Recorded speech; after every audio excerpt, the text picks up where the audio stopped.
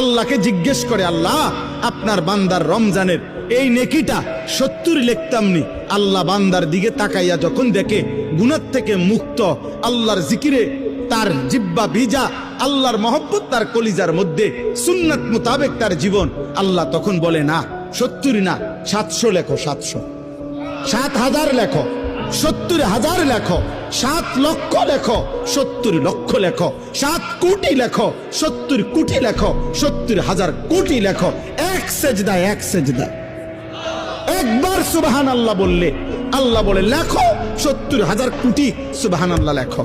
কোন কোন বেলায় আল্লাহ মহব্বতের জোশে, আল্লাহ তার মায়ায় আল্লাহ বলে, ফেরেশতা তুমি লিখো না, সাআকতুবু, আমি আল্লাহ নিজেই লিখবো। এই নেকি তুমি দিয়া পারতা না, আমি দেবো আমার বান্দার নেকি। বলেন বাপ, বলেন। আহাজ